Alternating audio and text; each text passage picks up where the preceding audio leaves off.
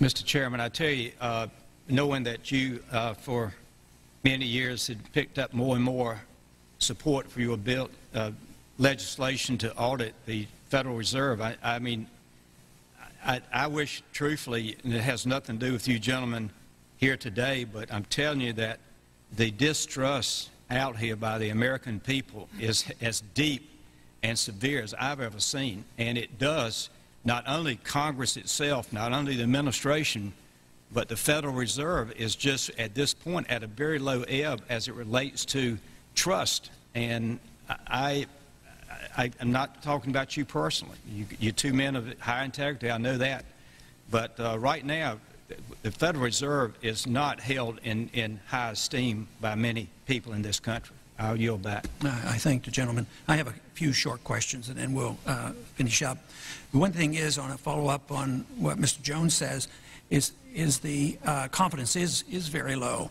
But when you speak of independence, and I understand your terms, and I disagree with the need for that, but I understand it. But what people hear when you say independence, they hear secrecy. You know, you're going to keep it from us. And like the point I made at the beginning, the SEC is to pressure companies to reveal information, where the Federal Reserve does the opposite. They want, no, we can't tell anything because it might disturb the markets. But I do have one question. During the crisis, or any time that you're aware of, has the Federal Reserve or Treasury participated in any gold swaps arrangements? We don't. The Federal Reserve does not own any gold at all. We have not owned gold since 1934. So we have not engaged in any gold swaps. But it appears on your balance sheet that you hold gold. What appears on our balance sheet is gold certificates. When we turned before 1934, the Federal Reserve did own gold. We turned that over by law to the Treasury and received in return for that gold certificate. If the Treasury entered into, because under the Exchange Stabilization Fund, I would assume they probably have the legal authority to do it. They wouldn't be able to do it then because you have the securities for essentially all the gold? No, we have no interest in the gold that is owned by the Treasury. We have simply an accounting document that is called gold certificates that represents the value at a statutory rate and still that we gave to the Treasury in 1930. And still measured at $42 an ounce, which makes no sense whatsoever. But, you know, the conventional wisdom today says that gold is really not money. We don't want it to be money. I mean, if you're for the gold standard, there's something wrong with you. Yet we hold the gold. And, you know, there have been suggestions made, and I've sort of, you know, encouraged the suggestion. You know, if gold is not money and it's an asset and you don't even use it because it's on your balance sheets and you don't even use it at the real value, would you have a position on this? Why shouldn't the Treasury just sell the gold, give it back to the people? The people had it at one time. Let the people have it. Would you have any objection to that? Would you advise us and say, no, that's not good. We ought to hold the gold. Do you think holding the gold is a good idea or a bad idea? So I have no position on that at all. That's clearly no position. The Treasury. It's a matter for the Treasury. It's not within the purview of the Federal Reserve. Mr. Baxter, would you have an opinion? My opinion is I agree with Mr. Alvarez. No position.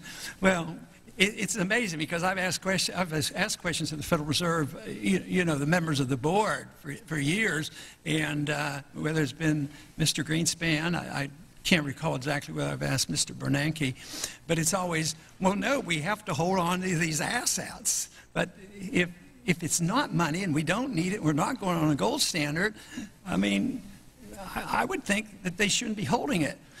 The reason I ask that is the truth is gold is money, and people don't throw it away, and people do cling to it. But I would be really, there's a lot of people who suspect, because of this lack of transparency, that there's been a tremendous amount of gold swaps and loans made, and central banks sold a lot of gold after these the last 10 years. A lot of the gold has left the West and has gone to the East. and the central banks that now have positive trade balances, they buy up the gold. There has to be a message in there and a significance, even for those who don't want the restraints of gold. It has to be a message out there that we should look at, because we're in a financial mess. And it has to do with our monetary system, and it's being reflected today in rising prices and a weak economy, and just printing all this money isn't doing any good. All this stuff that's been done for 3 years, and you look at the economic statistics now, they're horrible. And these people who lost their jobs, they're still unemployed. The people who bought stocks in the year 2000, if they held on, they probably haven't even broken even. They probably lost purchasing power.